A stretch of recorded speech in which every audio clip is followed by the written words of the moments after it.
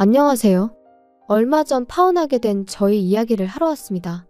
정확히는 세상에 온갖 똑똑한 척은 다 하더니 속이 뻔히 보이는 잔머리 굴리다가 파혼당한 제 남자친구 이야기를 해보려고요. 연애하면서 다퉜던 적이 한 번도 없던 게 아니다 보니 어느 정도 서운한 일이라면 그러려니 하고 넘길 수 있었어요. 그런데 이건 뭐 결혼하는 김에 한몫 잡아보려고 작정이라도 한 건지. 속이 뻔히 보이는 사람인데 몇 년을 연애했던 간에 그걸 알고도 결혼하면 평생을 두고 후회했을 거예요. 아버지 안 계신다고 해서 제가 팔려가듯 결혼을 하는 것도 아닌데 말이죠. 끝까지 아득바득 우기는 통에 그나마 남아있던 정남이까지 뚝 떨어져 버려서 이참에 시원하게 정리했습니다. 말씀드렸다시피 저희 아버지께서 제가 어릴 적에 일찍 돌아가셨어요. 어머니께서 혼자서 저 키우신다고 엄청 고생을 하셨죠. 집안 살림이며 직장이며 혼자서 고군분투하시는 와중에도 제 공부하는 것까지 다 챙겨주셨어요. 그걸 알기에 어머니께 더 애틋한 마음을 가지고 있습니다. 남들보다 더 각별한 모녀관계라고 자부할 수 있을 정도로요. 어려운 상황임에도 어머니 덕분에 걱정 없이 공부할 수 있었고 그 덕에 대학에도 들어갈 수 있었어요. 아버지 살아계실 적에 모아놓은 돈이 어느 정도 있었어서 저희 집이 대학은 꿈도 못 꿀 만큼 찢어지게 가난한 상황은 아니었지만 그래도 어머니 덕분에 대학교 들어가서도 학비나 생활비 신경 쓰지 않고 맘 편히 공부할 수 있었습니다. 그 덕에 졸업도 무사히 할 수 있었고 졸업 후에는 학교 선배의 동물병원에서 곧바로 실습도 시작할 수 있었죠. 실습이라 할지라도 월급이 적은 편이 아니었다 보니 이제부터는 제가 어머니께 효도를 할 차례라고 생각했어요. 그동안 아낀다고 못해본 외식도 해보고 쉬는 날 활용해서 당일치기 1박 2일로 어머니랑 국내 여행도 다니고 그런 식이었죠. 그렇게 저도 어느 정도 경력이 쌓이고 나서는 저도 제 병원을 열어보면 좋겠다는 생각이 들어서 비는 시간 틈틈이 활용해서 상가를 보러 다녔습니다. 하지만 그 비용이 말도 못할 정도로 엄청났어요.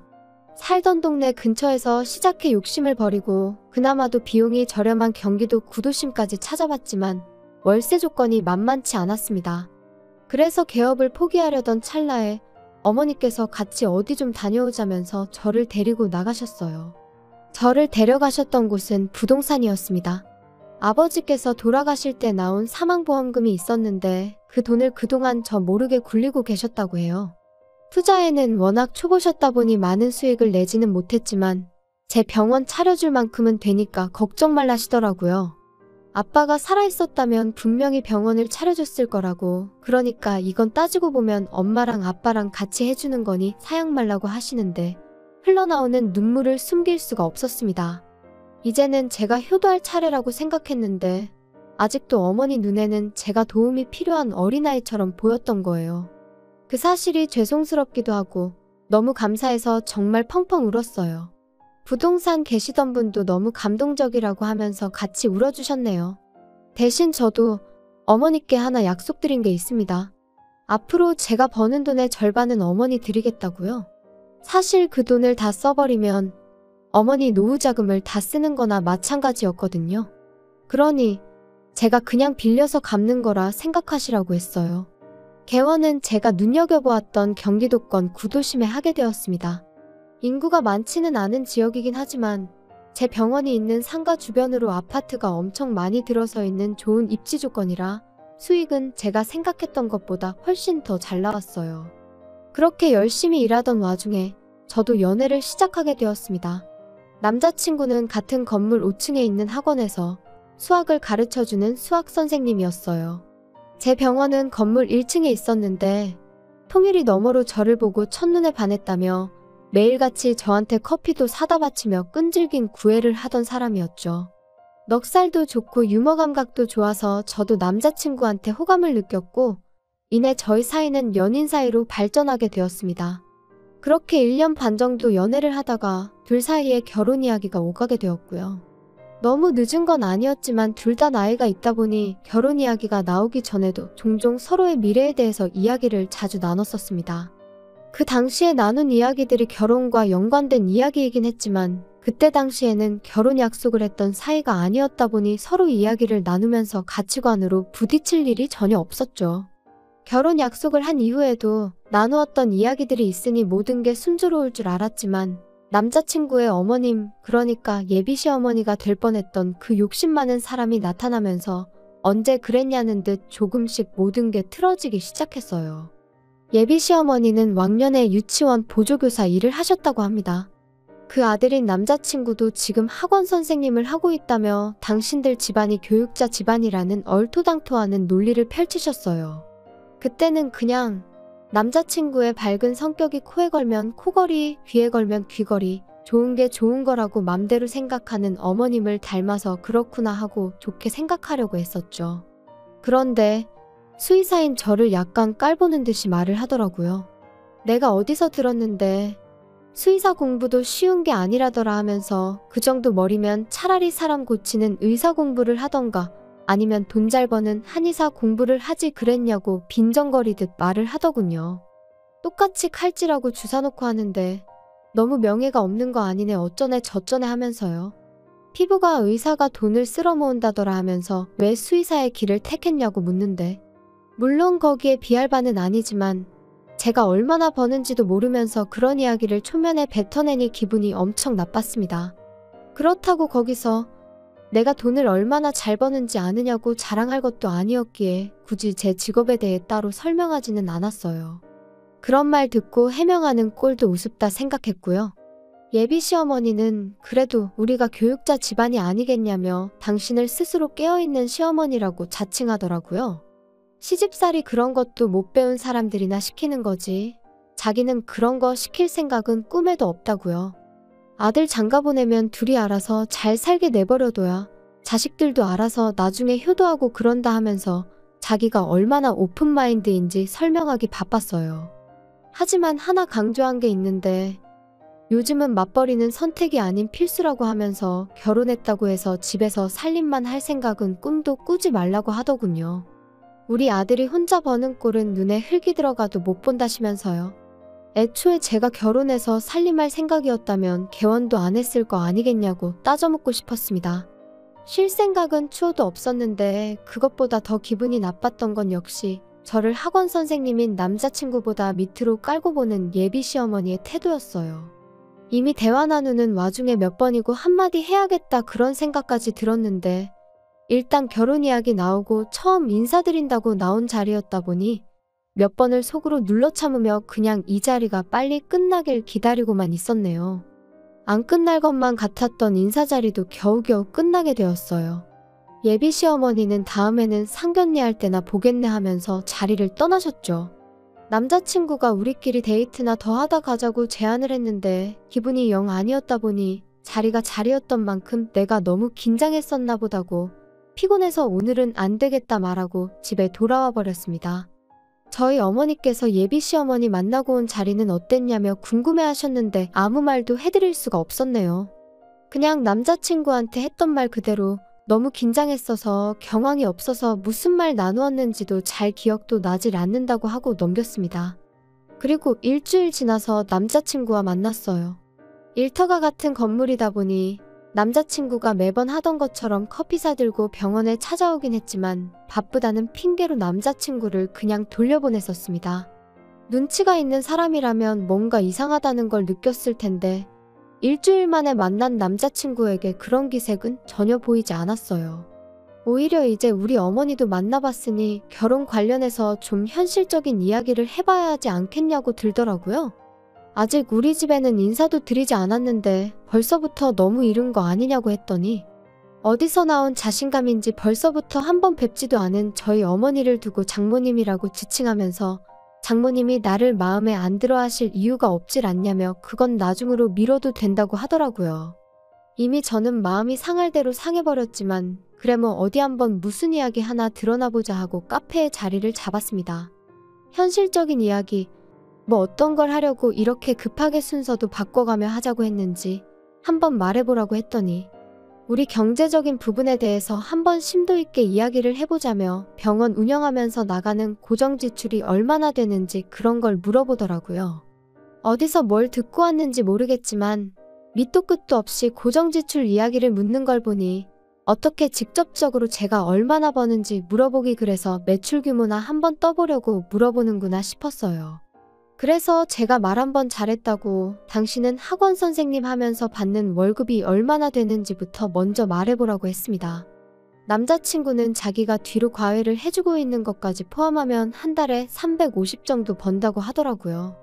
자신있게 자기 정도면 또래 중에서 잘 버는 편에 속한다고 하면서 자부심을 갖고 있더라고요. 제가 개원하기 전 선배 밑에서 일할 때 받던 월급보다 낮은 금액이었어요. 개원한 지금은 비교할 것도 못 되었고요. 제 월 수입을 공개를 해서 기를 눌러줄까 하다가 그냥 물어본 대로 가감없이 있는 그대로 말해줬습니다. 어차피 말해줘봐야 고정 지출을 가지고 제가 얼마나 버는지 유추하는 건 불가능에 가까웠으니 말이에요. 제 예상대로 제가 얼마나 버는지 궁금해하는 것 같았는데 직접적으로 말을 안 해주니 도무지 감도 안 온다는 눈치였습니다. 단도직입적으로 얼마를 버는지 물어보려고 말을 이래저래 돌려댔는데 눈치는 챘지만 일부러 말은 안 해줬어요. 저희 어머니 만나는 것도 건너뛰고 돈 이야기부터 하자고 하는데 도무지 신뢰가 가질 않아서였기 때문입니다. 아무튼 제가 계속 대답을 회피하니 남자친구가 더는 안 되겠는지 숨겨둔 비장의 카드를 꺼내들더라고요. 우리 결혼하면 자기가 신혼집을 해오겠다면서요. 그런데 그 해오겠다는 신혼집이 이야기를 들어보니 지금 혼자 살고 있는 오피스텔을 말하는 거였습니다. 남자친구가 원래 본가는 서울인데 직장 출퇴근하기가 여간 불편해서 이쪽 동네에 새로 지어진 오피스텔을 전세 대출로 살고 있었거든요. 직장에서 걸어서 5분 거리이기도 하고 이보다 신혼집으로 더 좋은 조건이 어디 있겠냐고 하더군요. 대출도 정부 지원 상품이라 금리도 싸게 받았고 풀옵션의 8평이긴 하지만 복층 구조라서 실내도 넓게 빠졌다고 자랑처럼 말을 하더라고요. 저도 신혼부부라고 해서 무조건 아파트 자가로 들어가서 시작해야 한다고 생각하는 사람은 아니었으니 그 부분에 대해서는 오케이 했습니다. 처음부터 크게 시작하는 것보다 작게 시작해서 조금씩 넓혀가는 것도 나쁘지 않겠다 싶었거든요. 그런데 말이 점점 이상한 쪽으로 흘러가더라고요. 벼랑간 남자친구가 혼수는 어떻게 해올 거냐며 생각지도 못한 이야기를 꺼내왔거든요.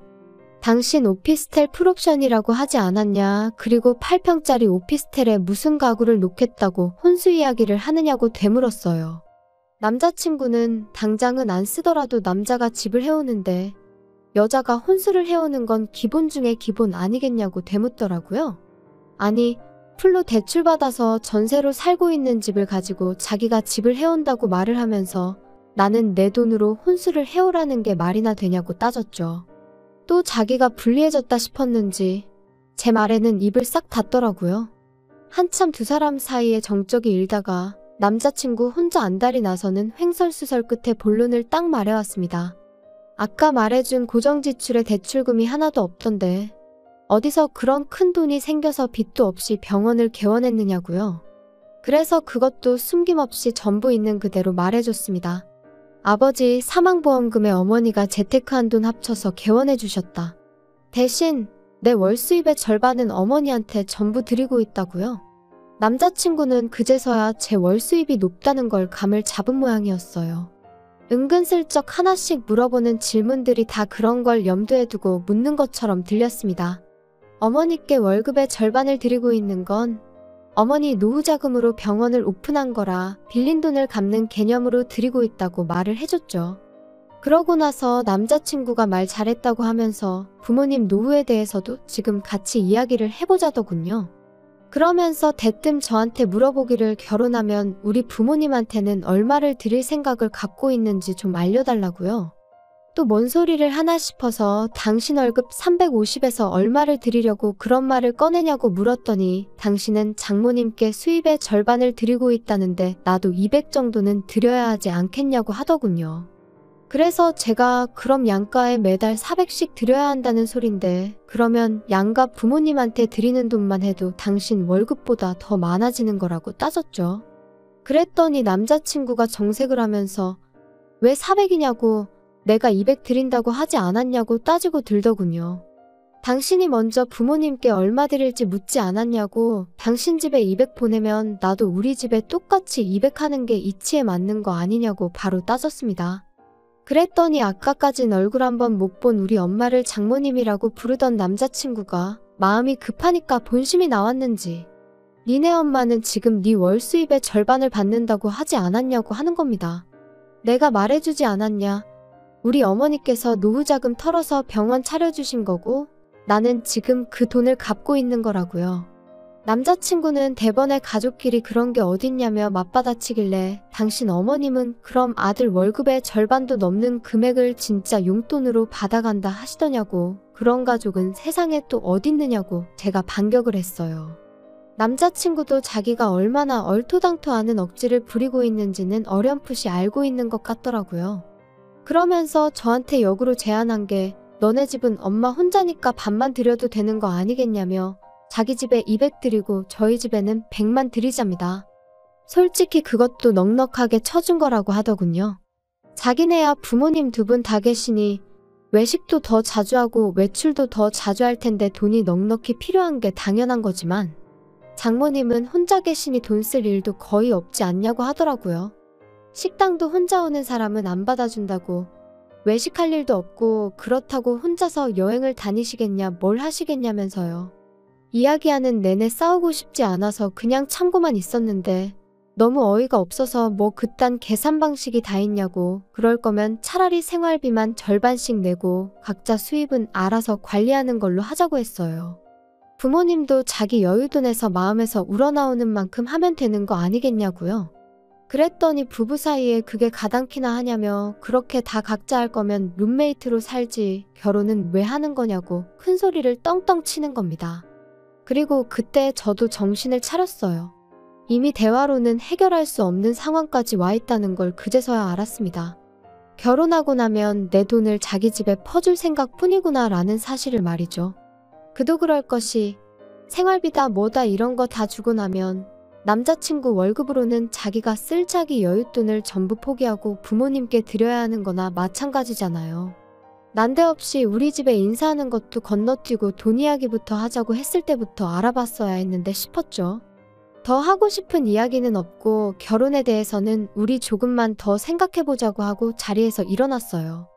남자친구가 병원에 자꾸 들러서 이야기 좀 하자길래 이러지 좀 말라고 자꾸 찾아오면 영업방해로 경찰에 신고하겠다고까지 했습니다.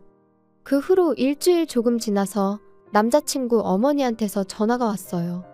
전화 받으니 저를 우리 며느리라고 부르시더라고요. 남자친구한테 이야기 못 들으셨냐고 결혼 이야기는 다시 신중하게 생각해보기로 했다고 대답했죠. 남자친구 어머니는 이대가 교육자 집안인 곳과 사돈 맺기가 어디 쉬운 줄이나 아냐고 하더라고요. 아들한테 이야기 들어보니 그깟 돈 몇 푼 때문에 투닥거리 한 것 같은데 그거 아끼려다가 우리 아들 놓치고 평생을 후회할 수도 있다길래 제가 한마디 했습니다. 내 수입이 얼마인지도 모르고 깔보다가 어디서 수의사 돈 잘 번다더라 하는 이야기 듣고 아들 시켜서 제 돈 빼먹으려고 하셨던 건 아니냐고요.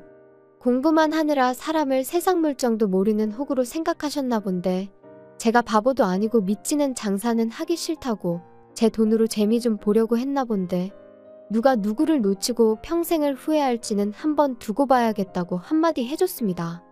그리고 어디 가서 교육자 집안 그런 말도 하지 말라고 했어요. 아들이 수학 선생님 하고 있으면 뭐하냐고 문제집은 잘 풀어도 돈 계산 그렇게 못하는 사람은 처음 봤다고요. 그런 사람들이 자기를 교육자라고 하고 다니니까 사람들이 요즘 선생님들 우습게 보는 거 아니겠냐고 진심 어린 충고 한마디 해주고 전화 끊어버렸습니다. 이번 일로 하나 배운 게 있다면 무작정 대화를 길게 한다고 해서 답이 나오는 게 아니라는 것 같네요. 애초에 풀대출 받아서 살고 있는 전셋집을 두고 그것도 8평 원룸을 신혼집 해오는 거라고 혼수는 뭐 해올 거냐 물을 때부터 걸렀어야 했는데 어떻게 대화로 풀어보겠다고 제 시간 쏟고 마음 쏟고 그랬는지 모르겠어요. 어머니 혼자시라고 생활비도 반만 드려야겠다던 것도 다시 생각해보니 어이가 없네요. 아무리 연애할 때 좋은 기억만 있는 사람이라도 연애랑 결혼은 확실히 다른 것 같습니다. 저는 운이 좋았던 것 같아요. 이런 이상한 사람인 거 본격적으로 결혼이 진행되기 전에 바로 알게 되었으니 말이에요.